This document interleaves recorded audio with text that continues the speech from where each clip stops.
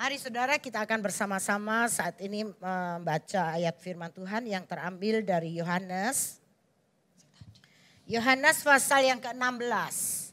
Kita akan membaca dari ayat yang ke-8 sampai dengan ayat yang ke-11. Kita akan membaca secara bergantian ya. Saya akan bacakan ayat 8, silakan Bapak Ibu Saudara bacakan ayat 9. Demikian silih berganti sampai ayat 11. Yohanes 16 ayat 8. Dan kalau ia datang, ia akan menginsyafkan dunia akan dosa, kebenaran, dan penghakiman. Karena mereka tetap tidak percaya kepadaku. Akan kebenaran, karena aku pergi kepada Bapa, dan kamu tidak melihat aku lagi. Akan penghakiman, karena penguasa dunia ini telah dihukum. Ya, saudaraku yang terkasih, salah satu hal di dunia yang ditakuti yaitu oleh manusia selain penyakit, selain kegagalan, selain permasalahan hidup, itu adalah kesendirian atau kesepian. Kesepian itu membuat orang merasa, aduh aku kok sendirian dewean. Yaitu menghadapi tantangan dalam hidup ini. Sendirian kadang memang bisa sangat menakutkan bagi kita. Sendirian memang sangat tidak menenteramkan, menakutkan, menggalaukan.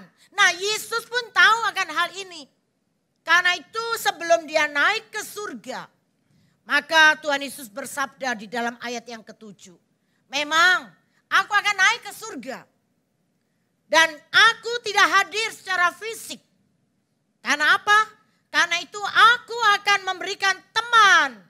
Teman yang akan menyertaimu. Yaitu sebagai murid-muridku. Yaitu penghibur.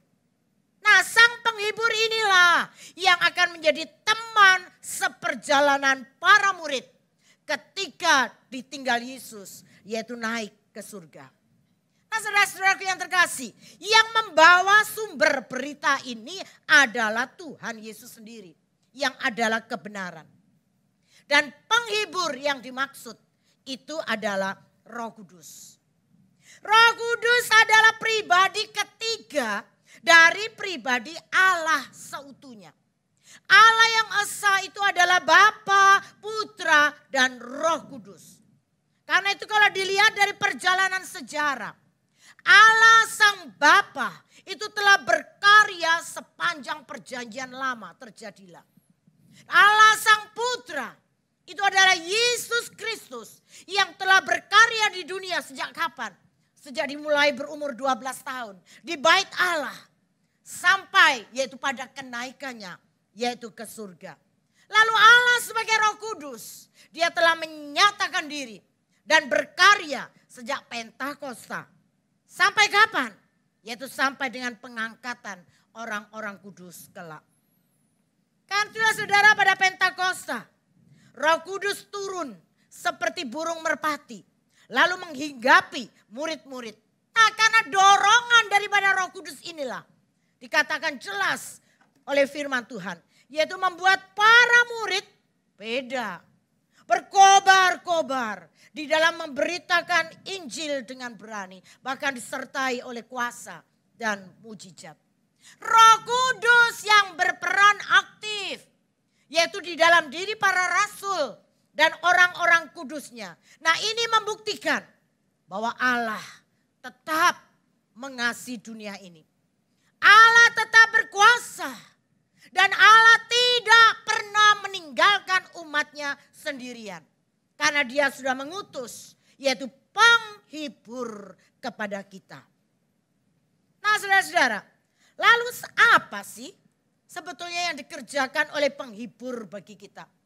Maka jelas dalam ayat 8 tadi dikatakan, apabila ia datang, yaitu Roh Kudus, maka ia akan menginsyafkan dunia akan dosa, kebenaran, dan penghakiman.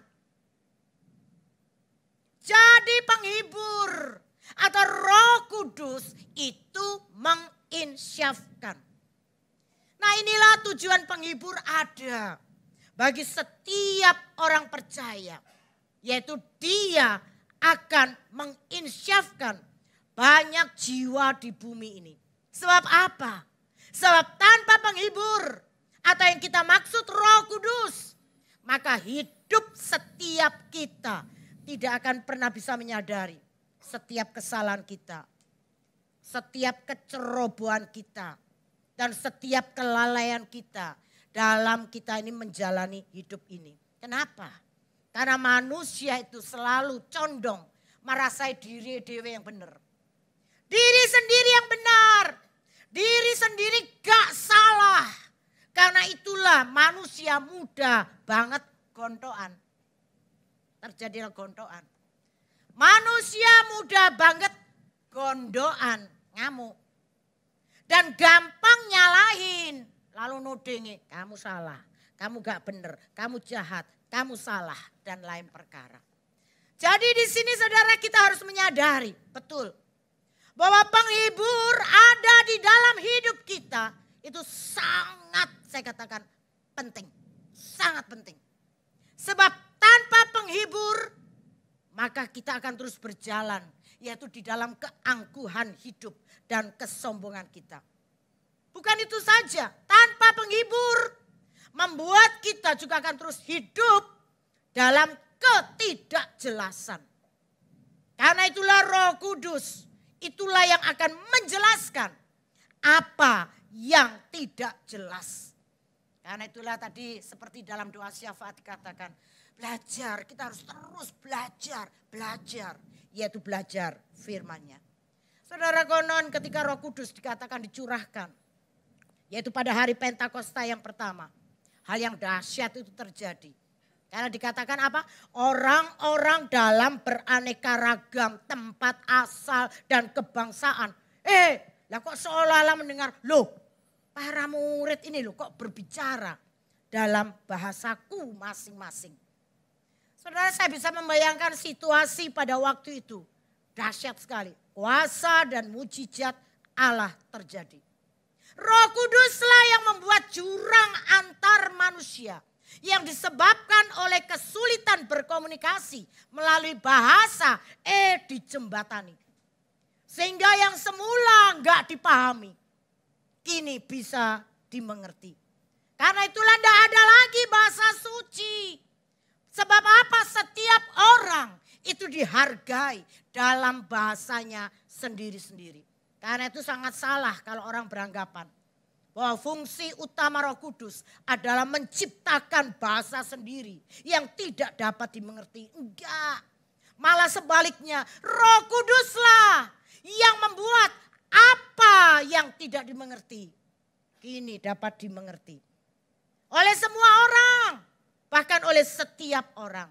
Nah, ini dibuktikan yaitu oleh Rasul besar Paulus. Saudara, kita tahu siapa Paulus. Paulus nama sebelumnya adalah Saulus. Saulus ini adalah orang Farisi tulen. Dia pinter banget. Karena itu dia tinggi hati dan yakin seyakin-yakinnya. Bahwa dia dibenarkan oleh pekerjaan-pekerjaan baiknya. Tetapi ketika dia mengalami kepenuhan daripada Roh Kudus. Maka kemudian dikatakan, ia pun langsung menundukkan dirinya di hadapan Tuhan dengan sangat-sangat kerendahan hati dan kesederhanaan seperti layaknya seorang anak kecil. Saulus mengakui ketidaklayakannya. Karena itulah dia memohon pembenaran dari sang juru selamatnya. Nah, saudara, pertobatan Saulus itu adalah bukti yang meyakinkan dari kuasa Roh Kudus yang ajaib untuk menyatakan kesalahan dan dosa manusia. Apa yang tidak dimengerti karena adanya Roh Kudus kini dimengertinya dengan baik. Itu tadi poin yang pertama. Poin yang kedua dikatakan selain Roh Kudus menginsyafkan akan dosa, Roh Kudus juga memimpin kita yaitu kepada kebenaran. Apa kebenaran? Kebenaran itu adalah firman Allah. Karena itulah firman Tuhan di dalam Yohanes 17. Yohanes 17 ayat yang ke-17 dikatakan demikian.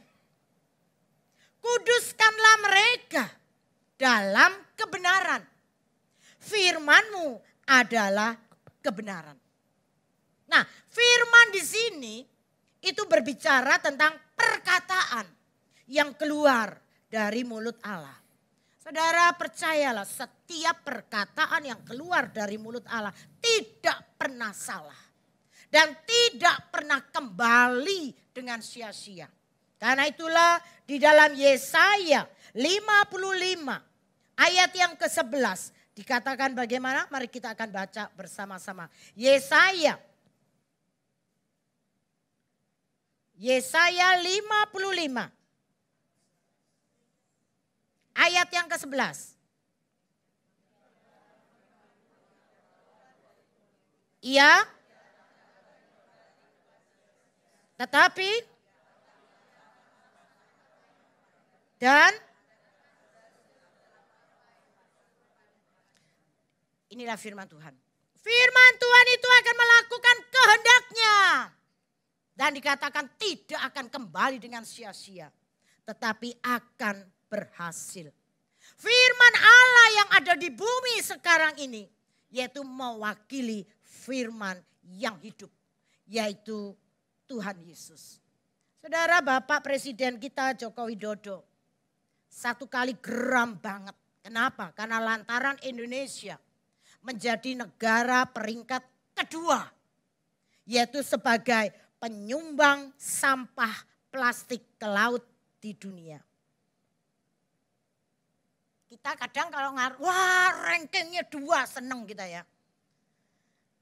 Ranking 2 tapi sebagai penyumbang sampah plastik. Yaitu ke laut di dunia.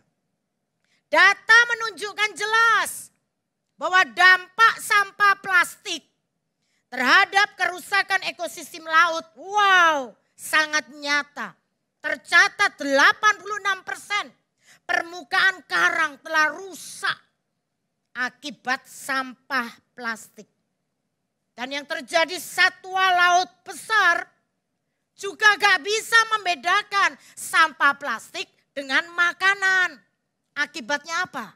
Akibatnya banyak mereka terperangkap bahkan tercekik oleh sampah plastik hingga mati. Bukan itu saja, banyak terumbu karang juga rusak. Kenapa? Karena sampah plastik yang dibuang di laut.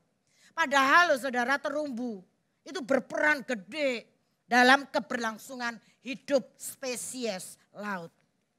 Kita melihat akibat sampah plastik, bakteri patogen di perairan juga meningkat sangat cepat sekali. Mencemari makanan. Itulah sebabnya saya katakan, mengerikan banget. Nah, sebanyak dikatakan 89%, 89 saudara, terumbu karang yang bersentuhan dengan plastik juga cenderung yaitu akan terjangkit penyakit. Jadi bukan cuma kita tok ya manusia yang makan, kadang dikatakan, wah makan ini kok crispy banget, gak tahu digoreng sama plastik. Masuklah di dalam diri kita. Dan itu mengakibatkan apa? Penyakit. Mengapa sih masih banyak masyarakat lah kok membuang dan membuat yaitu sampah hingga bermuara di laut. Kenapa saudara? Itu bisa jadi karena hal sederhana. Yaitu karena mereka belum pernah menyelam dan melihat keindahan bawah laut.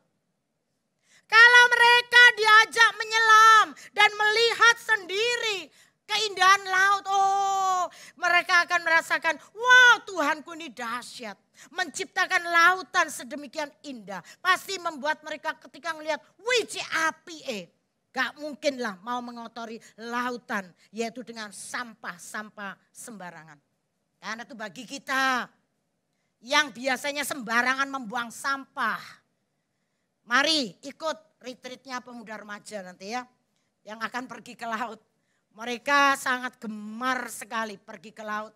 Dan ketuanya sendiri gemar begini ya, gemar mancing. Dan mancingnya tidak cuma sekedar mancing sampai berangkat-berangkat ya, ke pulau dan macam-macam. Kalau kita bisa melihat keindahan laut, membuat kita mengatakan ngerem lagi ya untuk mau membuang sampah secara sembarangan. Nah saudara, demikian di dalam hidup kita. Hidup kita kadang pun gak sadar atau gak tahu sebelum kita menyelaminya. Karena itu saya katakan harus bisa menyelami. Menyelaminya contohnya siapa? Daud. Daud itu loh awalnya sempat merasa iri. Dengan orang-orang jahat yang nampaknya kelihatannya lah kok lebih beruntung ya urepe. Mungkin perasaan serupa juga terjadi pada kita. Kadang kita tuh kok gak masuk akal tuh Tuhan. Kenapa orang kejam? Kenapa kok orang yang sombong, orang yang curang, orang yang licik, atau orang yang tidak kenal Allah? Lah kok justru kok lebih kaya, kok lebih sukses, kok lebih seneng, kok lebih bahagia dari kita. Pernah saudara gitu? Tapi saudara-saudara, saya mau ingatkan pemikiran Daud ini sirna saat ia masuk dan menyelami kedalaman hikmat Tuhan. Dalam persekutuan yang intim yaitu dengan Tuhan. Baru Daud itu menyadari bahwa sesungguhnya orang-orang jahat itu bukan lebih beruntung. Malah justru sakno nemen. Sangat malang. Kenapa? Karena sedikit lagi mereka akan jatuh. Yaitu karena dosa mereka. Tentu saja saudara ada banyak hal saudara dalam hidup ini yang sering kali tidak kita pahami, tidak kita ngerti. Namun kalau benar kita tidak paham sesuatu, mestinya kita harus lebih banyak belajar dan bertanya. Jangan cuma ngomel, jangan cuma marah, jangan cuma ora trimo, jangan cuma protes. Kenapa kita tidak datang pada Tuhan? Selami hikmat Tuhan, hadirat Tuhan, maka saya katakan dijamin gak ada lagi alasan bagi kita untuk mengeluhkan banyak hal.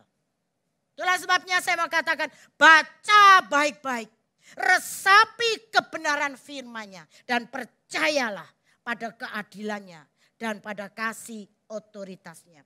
Karena itu melalui Pentakosta hari ini, mari setiap kita mengikuti bimbingan Roh Kudus untuk selalu berada dalam kebenaran dengan memiliki cara hidup yang benar. Dengan cara bagaimana? Menyelami firman Tuhan. Banyak belajar yaitu firman Tuhan. Poin yang ketiga yaitu tentang penghakiman. Saudara, yang dimaksud dengan penghakiman itu adalah pernyataan benar atau salah. Itu berdasarkan bukan kata orang, tapi kata firman Allah. Itulah sebabnya dikatakan akhir dari penghakiman. Wes pasti itu adalah penghukuman. Nah karena itulah saudara-saudara sebetulnya apa sih kalau kita bertanya yang dituntut Tuhan dari saudara, juga dari saya dan setiap kita orang percaya. Sebetulnya apa sih yang dituntut oleh Tuhan? Mari kita akan membuka Efesus 1 ayat yang keempat. Efesus 1 ayat yang keempat kita baca bersama. Sebab di dalam Dia Allah telah memilih kita sebelum dunia dijadikan supaya kita kudus dan tak bercacat di hadapannya. Yuk coba perhatikan baik-baik. Ayat ini tidak mengatakan Allah telah memilih kita karena kita kudus. Enggak. Tetapi apa? Yaitu dikatakan supaya kita kudus. Maksudnya sebenarnya kita ini enggak kudus kita ini. Kita ini loh penuh dengan cacat. Kita ini loh barang pantas yang dibuang, diapkir. Tapi yang luar biasa adalah Allah dalam kebebasannya. Allah dalam kedaulatannya. Allah dalam kasih setianya. Kok ya berkenan memilih kita. Memilih saudara. Memilih saya. Ingat itu. Kita ini adalah barang apkiran. Tetapi dilayakkan kembali. Kita ini budak. Orang yang tertindas. Tetapi dahsyat. Dijadikan anak loh. Kan luar biasa. Kita ini terdakwa. Yang mestinya dihukum mati. Tetapi malah dibebaskan. Loh itulah kita. Nah kita itu dipilih. Supaya apa? Supaya kita kudus. Dan tak bercacat di mana? Di hadapannya. Perhatikan. Kudus dan tidak bercacat di hadapannya. Bukan di hadapan manusia. Saudara kalau kita ini cuma tidak bercacat di hadapan manusia, wow itu gampang banget betul. Asal kita bisa sedikit acting, asal kita ini bisa main drama, asal kita ini bisa pura-pura. Maka orang yang sejahat serigala bisa saja kelihatan, wih kok imut manis begitu. Padahal serigala. Tapi bagaimana saudara? Dikatakan itu kalau kita di hadapan manusia. Tapi firman Tuhan katakan biarlah kita kudus dan tak bercacat. Yaitu di hadapan Allah. Saudara Tuhan menuntut dari kita. Rasanya waduh kok sesuatu yang enggak mungkin toh Tuhan. Enggak mungkin. Iso enggak aku Tuhan? Karena apa? Mengasihi, mengampuni, jujur, setia, rendah hati. Bisa itu kita lakukan? Ini orang gampang ya. Saya ini aja mengatakan, aduh Tuhan, direm titik supaya enggak terlalu cepat ngeslongnya. Saudara enggak gampang loh. Untuk melakukan semuanya, mengasihi. Dia omongan tok gampang. Hei, aku mengasihimu. Tenan. Itu di hadapan menungso, di hadapan manusia. Benar. Di hadapan Allah kita benar-benar mengasihinya. Benar kita berlaku jujur. Benar kita tidak pura-pura. Saudara kalau kita berkata loh. Lah Tuhan lelah gaisa lah nyapo kok dituntut. Kenapa Tuhan kok menuai di tempat yang ia tidak tanam. Betul? Saudara Allah menuntut. Tetapi Allah juga memampukan. Jadi Allah tidak cuma menuntut kita. Tetapi juga memampukan kita. Karena itulah di dalam ayat Efesus 1 ayat 3. Dikatakan bagaimana? Yuk kita akan baca bersama. Efesus 1 ayat 3. Terpujilah Allah yang dalam Kristus segala penting ini. Mengaruniakan. Apa yang dikaruniakan Allah kepada kita. Apa yang diberikan Allah kepada kita. Indah loh. Segala berkat rohani di dalam surga. Wih. Namanya aja segala. Artinya apa? Semuanya. Segala berkat rohani di dalam surga. Jadi jangan dicari di tempat-tempat lain. Gak bisa kita nemuin. Adanya di mana? Di dalam surga. Nah apa saja sih berkat-berkat rohani itu? Jawabnya gampang. Apa berkat-berkat rohani? Ya berkat-berkat yang semua yang pokoknya bukan berkat jasmani. Betul? Saudara kita ini kadang kan selalu berkata, Tuhan berkat, beri saya berkat. Berkat jasmani. Berkat jasmani itu apa toh? Berkat jasmani bisa misalnya, kasih aku makanan Tuhan. Kasih aku tubuh yang sehat dan kuat. Saya tuh selalu senang ngomong ciengang ti'i. Karena pergi nang dokter larang ya dok ya. Kalau kita memberi senyum sama dokter Novian gampang. Tapi kalau sudah diperiksa apalagi disuntik saya enggak mau dok. Enggak mau disuntik. Larang. Nah BPJS. BPJS juga harus sabar. Nunggune panjang begitu ya. Nah berkat jasmani itu. Yaitu makanan, tubuh yang sehat, wajah yang ganteng. Ya, Pungki mau jadi wajah yang ganteng? Wajah yang ayu dan macam-macam itu berkat. Katanya CF, wah ini badan yang apa? Namanya gini, ini apa? Badan yang apa tuh? Oh, badan bukan yang kuat tok. Orang kalau ngomong apa? Wah, kekar dan macam-macam, buspek apa-apa enggak tahu lah. Tapi saya mau katakan saudara, berkat-berkat jasmani itu enggak selamanya kita miliki, betul? Lo gak wani jawab. Berkat-berkat jasmani itu lo gak selamanya kita miliki. Kadang-kadang malah bisa langsung terambil. Contohnya apa? Contohnya wajah yang cantik, wajah yang ganteng. Bisa abadi? Enggak juga. Makanya lo ada istilah, wih dulu deku lo wayu. Dulu ganteng. Dulu badannya langsing. Dulu, wes pokoknya dula dulu. Berarti sekarang piye? Hilang kabeh sudahan. Badan yang langsing jadi gede lah. Yang ayu ndak tahu kukule metu kabeh lah. Dan macam-macam. Badan yang dulu gagah perkasa. Sekarang wes gak iso jalan lah dan macam-macam. Saudara, berkat jasmani itu bisa hilang.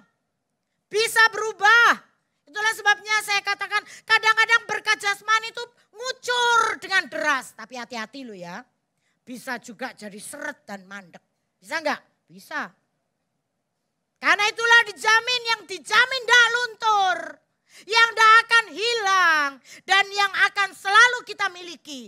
Itulah yang namanya berkat-berkat rohani. Apa saja berkat-berkat rohani. Seperti tadi pengakuan kita di dalam petunjuk hidup baru. Yaitu ada buah-buah roh yang ada. Kasihlah, ada kebahagiaan lah, kesukacitaan lah, kepuasan dan macam-macam. Itulah yang tidak akan pernah lekang oleh waktu. Itu yang Allah Bapa sediakan bagi saudara. Nah lalu mungkin ada saudara, kita ini biasanya ngototan gitu ya. Lah kok aku ini wis ngalami segalanya ini. Tapi kok hidupku kok rasanya gak bermakna ya. Aku duwe segala-galanya. Tapi kok gak bahagia lah. Itulah sebabnya kalau saya mengatakan ngomong soal berkat. Itu dapat saya analogikan yaitu dengan tenaga dalam. Saudara punya tenaga dalam gak? Ivan, jangan angop. Punya tenaga dalam gak? Ivan tuh punya tenaga dalam, Kak Erin aja punya tenaga dalam. Tapi, nah ini gak semua orang menyadarinya. Lebih-lebih gak semua orang mampu memanfaatkannya. Saudara, ketika ada banjir bandang di sekitar rumahnya Ibu Susana. Saya datang dengan beberapa orang ke sana. Saya ngelihat, sakno tenan ya. Banjir bandangnya gak nemen-nemen sih, paling cuman segini. Tapi saya ngelihat, wah rumah Bu Susana kotor semua, lumut-lumut masuk. Saya gak bayangkan, aduh biar cara ngosek.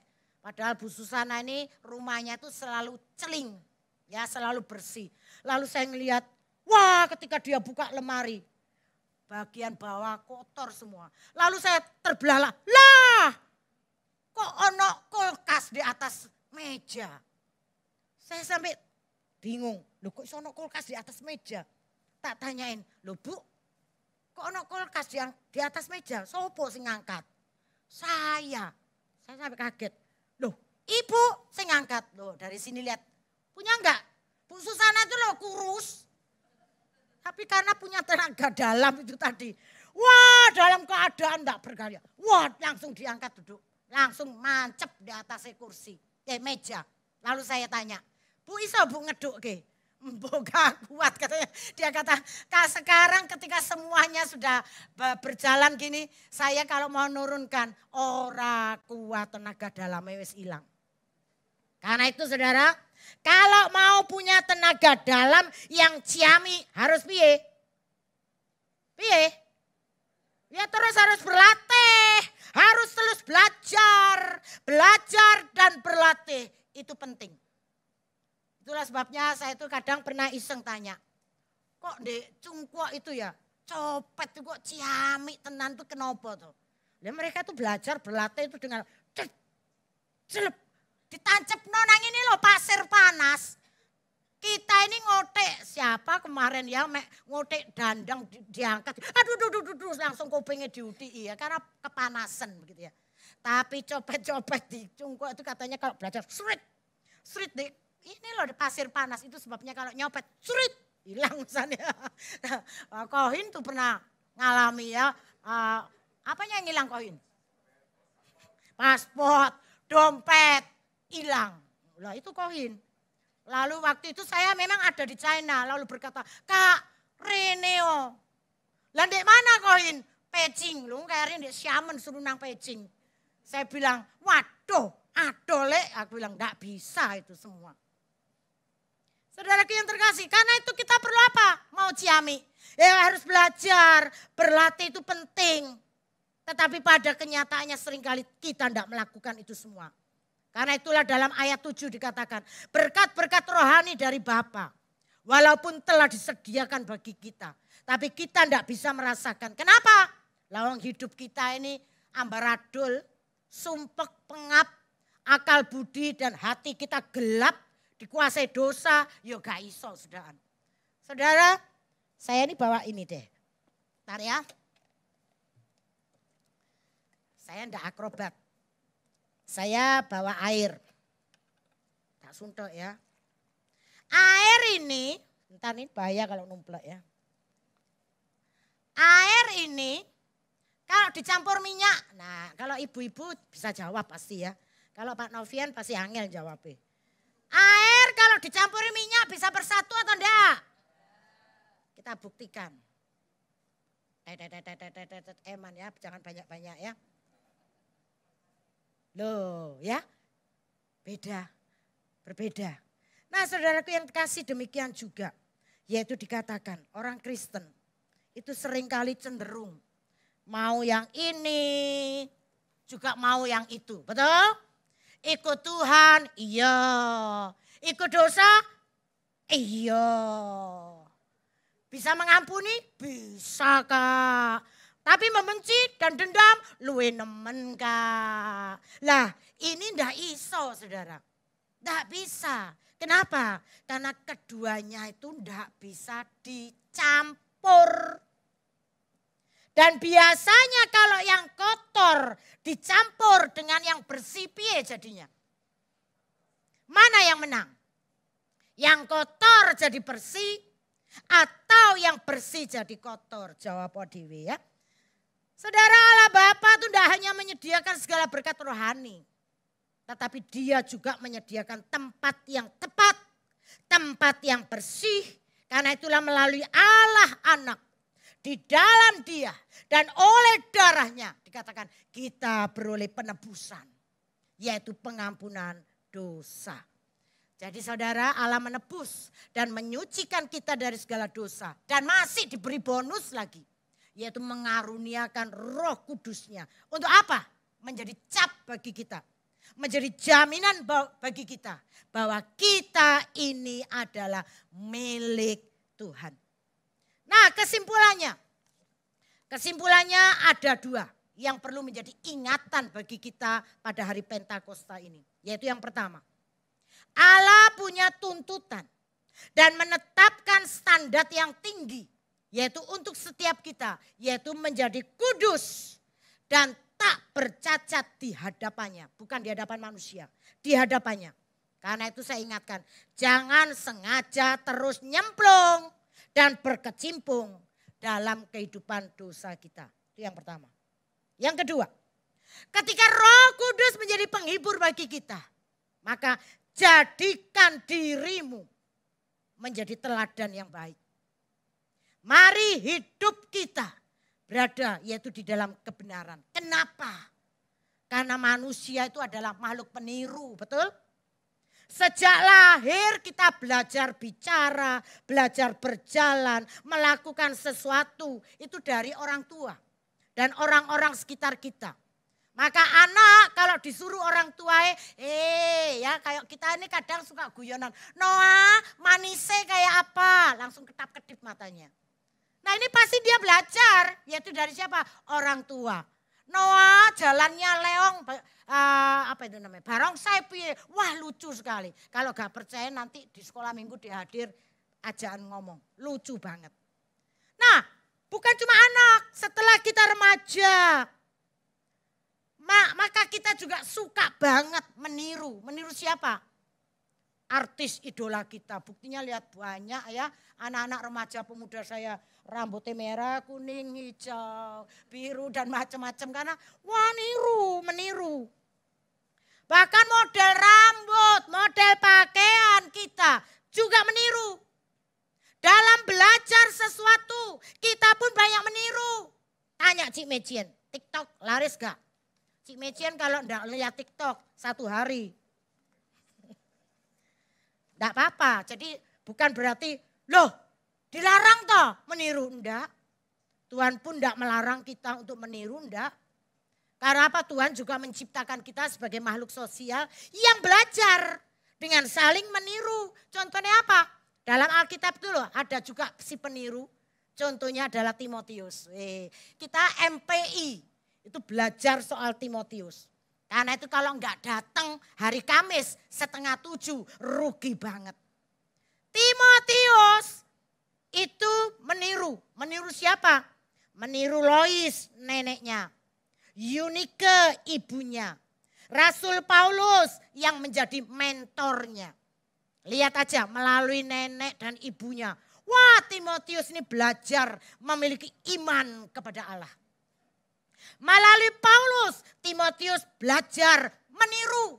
Yaitu bagaimana memberitakan ajaran Injil yang sehat.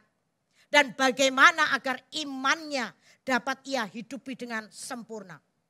Melalui Paulus, itu tadi. Nah Paulus lalu bagaimana? Paulus juga sosok yang patut meniru. Siapa yang ditiru oleh Paulus? Jelas firman Tuhan katakan. Paulus pun juga meniru, yaitu meniru teladan Kristus. Nah sekarang kita, biarlah dikatakan kita pun dituntut. Biarlah kehidupan kita juga dapat menjadi teladan yang baik. Sehingga apa? Sehingga kita juga bisa menjadi model yang ditiru. Kalau Paulus meniru, yaitu Kristus Yesus, mari kita pun sama-sama. Model yang tidak pernah berubah, itu adalah sosok Tuhan kita Yesus Kristus. Mari kita akan tiru bersama-sama. Jadi sekali lagi, jangan takut sendirian. Lakukan yang terbaik untuk melayani Tuhan. Kenapa? Karena Roh Kudus atau penghibur itu bersama kita. Hari ini saya mau katakan selamat merayakan Pentakosta. Berkobar-kobar, selalu berkobar-kobar bagi Tuhan. Dan hiduplah benar dengan tuntunan Roh Kudusnya. Ciayu dalam Tuhan. Penginjil Yudi akan